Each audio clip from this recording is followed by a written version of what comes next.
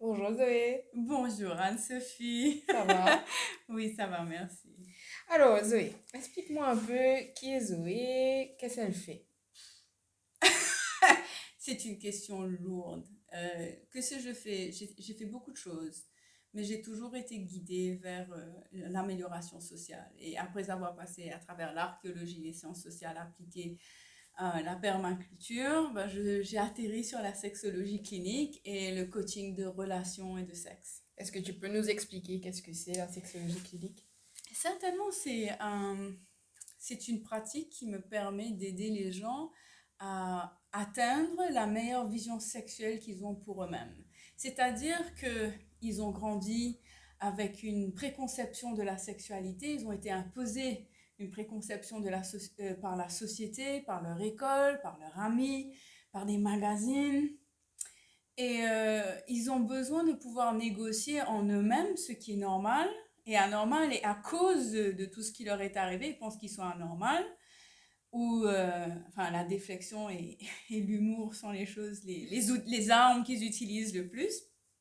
Et donc, moi, je suis là pour les aider à dénouer ce qu'ils pensent est complètement anormal. Et je redescends dans la science et je leur donne des exercices directs pour qu'ils comprennent qu'ils sont tout à fait normaux et d'envoyer, serait pour le terme chier, tout ce qu'ils ont pu apprendre au préalable. Et quelle est la différence entre toi, sexologue clinique, une personne qui travaille, disons, dans le médical, disons la gynécologie, l'urologie, et aussi un psychologue? Ok. Je suis dans le comment tu avances, le psychologue est dans le pourquoi de ta problématique. Donc, si tu as besoin de vraiment comprendre le fond de ton problème et de pouvoir mettre le doigt dessus, surtout d'un point de vue cérébral, je te dis, on travaille avec un psychologue. Moi, je suis dans le comment tu avances, que tu veuilles savoir ou non, c'est je te prends d'où tu es. Et pour le gynécologue et l'urologue, ils sont purement mécaniques. Ou sinon, c'est un problème érectile ou un problème hormonal, généralement, ils te balancent des cachets. Je ne suis pas contre, mais c'est le dernier recours du sexologue clinique. Parce que nous savons aujourd'hui que si l'humain est en paix intérieure, pour ne pas faire super spirituel, mais si la personne est calme euh, à l'intérieur d'elle-même, elle met moins de stress sur son système immunitaire et endocrino, ce qui veut dire qu'il n'y a pas d'hyperactivité adrénaline, il n'y a pas d'hyperactivité au niveau de la thyroïde ou du thymus. Tous ces glands sont régularisés, donc d'un seul coup, le système s'apaise et le corps peut fonctionner d'une manière normale. Donc on préfère encore que l'humain soit sa propre solution avant de lui dire effectivement tu as un problème mécanique qui ne peut être aidé autrement que par des médicaments. On sait que c'est un peu tabou tout ça, et qu'est-ce que tu as à dire aux gens qui ont peut-être des soucis ou qui se posent quelques questions par rapport à enfin, à la sexualité, ce qui se passe dans leur vie sexuelle avec leur partenaire. Comment est-ce que qu'est-ce que tu peux leur dire en fait par rapport à toi, ce que tu fais, comment est-ce que toi tu peux les aider? Donc on parle du process, là, de comment est-ce que je fonctionne. Bon, premièrement, nous avons un questionnaire sur notre site web qui est divisé en plusieurs sections de services. Tu as pour l'individu, le couple, le groupe, parce que ça existe aussi, et puis on a un aspect corporate et événementiel et retraite. Donc si c'est une personne individuelle, va sur la section solo, elle remplit le questionnaire, je reçois le questionnaire et dépendant de la problématique qu'elle me propose, je lui donnerai 15 minutes de mon temps, je l'appellerai. On verra si on peut travailler ensemble parce qu'il se peut que je ne sois pas le meilleur caractère pour elle. Hein. C'est comme choisir son psychologue ou son médecin, il faut qu'il y ait une bonne énergie qui passe. Et s'ensuit une première session découverte où j'épluche la personne complètement et qu'elle se permet de se laisser éplucher parce qu'on va passer sur des termes super sensibles et ce n'est pas de sa faute, c'est la faute de toute son éducation jusqu'à aujourd'hui. Donc je suis obligée de créer une atmosphère où elle peut se lâcher tout en sachant qu'il n'y a aucun jugement. Moi, normal, c'est tout est normal aujourd'hui. Et une fois à la fin de la session découverte, ben, on va parler du programme en avant et on va parler justement de l'objectif de la personne pour son bien-être sexuel. Et quels a été un peu les retours en fait des patients que tu as eus, que tu as pu traiter? Alors, j'ai eu des personnes qui ont eu des problématiques par rapport à des cicatrices sur leur corps. Ils ont une perception de leur corps qui est néfaste, parce qu'à cause des magazines, on va dire ça tout simplement, ou les super jolies nanas en bikini qui sont anorexiques, super. Elles aussi, elles ont un problème, elles sont devenues anorexiques pour une autre raison, tu sais. Et je n'ai jamais vu, je n'ai pas encore rencontré quelqu'un qui est à 100% à l'aise avec son paraître. J'ai aussi eu des personnes qui ont eu des femmes à vaginismus intense, ça veut dire qu'elles ne peuvent se faire pénétrer. Et ça, c'est un problème que les hommes, quand elles se retrouvent face à une femme qui a le vaginismus, c'est de la faute de la femme. Moi, les mecs comme ça, j'ai envie de dire, viens dans mon cabinet, je t'aide. Parce que franchement, tu as été mal éduqué toi aussi. La pauvre fille, elle a le poids de la société sur elle et elle est incapable de te permettre de venir en elle parce elle a des problématiques qu'elle n'arrive pas à exprimer. Donc les femmes qui sont venues avec vaginismus, c'est bon. Elles ont réussi à sortir de là avec de l'insertion, elles sont super contentes. Et les mecs à problème d'érection sont venus chez moi. Le plus vieux, 65 ans, il est sorti de là avec 1 heure et demie, il était super content. Ça a pris 6 à 7 mois de pratique, mais il a repris confiance en sa capacité à pouvoir maîtriser son corps. Ah, c'est pas que la vieillesse qui m'arrive. Il y a des choses qui peuvent être cultivées pour que l'humain, jusqu'à ce qu'il crève, soit vivant et pas apathique de ce qui lui arrive. Ah, c'est la vieillesse. Et j'ai aussi eu d'autres problématiques qui ont plus à faire avec une pénétration qui fait mal, où ils arrivent à bander, mais ils n'arrivent pas à éjaculer. Donc, c'est toutes les couleurs qui viennent chez moi. Et quels sont les types vraiment de profils aujourd'hui que tu traites? J'ai vu que tu avais enfin, tu traitais des duos, enfin des groupes, des solos, des couples. Mais la personne qui va me voir, soit est référée par son psychologue, et je préfère quand la personne est référée par son psychologue parce que je sais que j'ai un collègue avec qui je peux discuter de certains aspects pour pouvoir mieux aider la personne. Certaines personnes m'ont trouvé en ligne et ils étaient juste au bout du rouleau.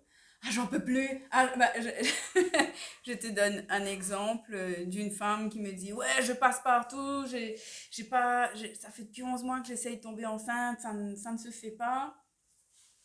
Bon, on parle et puis ben relax et ça se passe. Et donc elle est enceinte, c'est bon, on est heureuse. Et justement, on a remarqué en fait qu'il y a un problème. Les gens ne savent pas enfin, qu'il y a des sexologues qui existent et quel est vraiment leur Ben c'est métier. simple parce que on nous stigmatise comme pute. Sorry pour le langage, quand on pense qu'on est des travailleuses du sexe, mais alors là, pas du tout. On est vraiment là pour aider l'individu à résoudre sa problématique sexuelle et de ne plus être distrait par cela. Parce qu'une fois que la personne a ôté tous ces blocages, comment on appelle ça, les moustiques qui viennent faire chier, une fois qu'ils sont tous partis, je peux me concentrer sur ce que j'aime faire.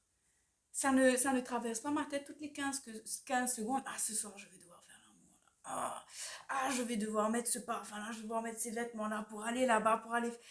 Manque de confiance en soi, mais c'est immense la quantité d'armature que la personne se met.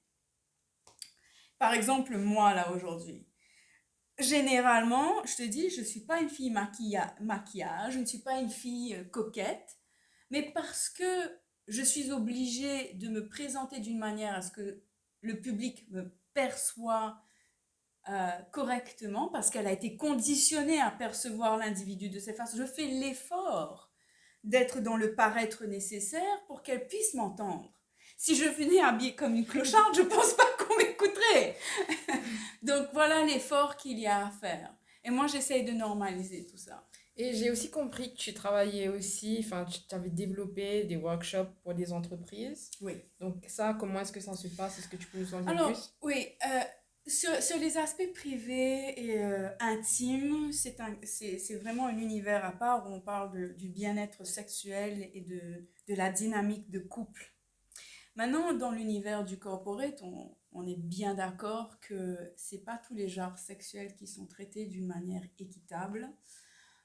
Si tu es homosexuel, si tu es transgenre, euh, et aussi dans l'hétérosexualité, surtout dans le monde de l'entreprise, les femmes qui réussissent à arriver au summum de leur entreprise, c'est parce qu'elles ont elles ont pris des attraits masculins. Elles se sont présentées très fortement, qu'elles sont bien correctes, bien organisées, et la souplesse féminine est un peu disparate. Donc pour moi, j'ai créé un programme sur la dignité au travail qui a à faire avec deux choses. Donc la première chose, c'est l'équité des genres.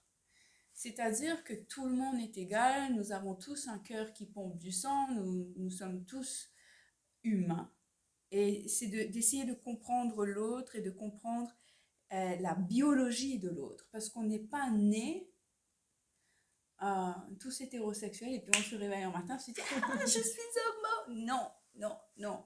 Il y a quelque chose qui se passe au niveau du développement de l'embryon.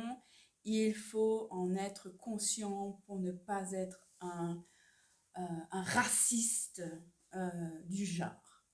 Et moi, j'essaye de neutraliser le racisme du genre. La deuxième chose que j'essaye de faire, c'est de neutraliser le potentiel pour l'harcèlement sexuel au travail parce que ça existe. On utilise le sexe par pouvoir et pour pouvoir échelonner euh, une entreprise ou même s'imposer dans une dynamique de groupe. Ça arrive souvent, je pense, si on me dit non, j'ai tort, je vais demander des preuves.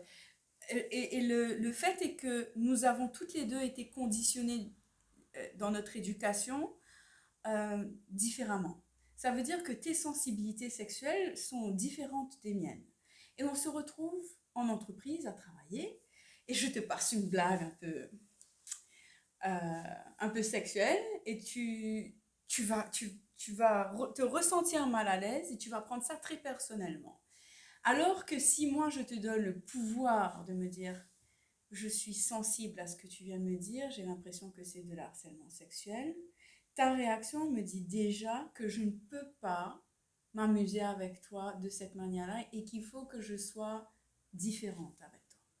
D'autres personnes sont plus réceptives et c'est pour ça que c'est difficile de dire quand il y a cas d'harcèlement sexuel ou pas parce que le mec va te dire ouais mais dans ma culture tu sais il y a cette ambiguïté. Alors moi, je préfère arriver et dire voilà les limites du consentement, comment négocier le consentement et pourquoi. Parce que quand on travaille dans une entreprise, on travaille pour l'objectif de l'entreprise. Maintenant, si les énergies sexuelles, surtout le power flirting, que ce soit masculin ou féminin, vient casser la concentration nécessaire pour arriver à terme de l'objectif de l'entreprise, on va tourner en rond, hein, et ce sera une histoire de cul au travail. Oui, bah, tu sais, tomber amoureux au travail n'est pas une mauvaise chose. C'est un lieu de rencontre, on y passe tellement de temps que c'est comme une seconde maison. Mais il y a des moments, il y a un savoir-faire, et c'est ce que j'essaye, moi, d'amener. Et parlons de quelque chose de plus fun. Ah oui? J'ai entendu dire que tu faisais aussi des événements. Oui.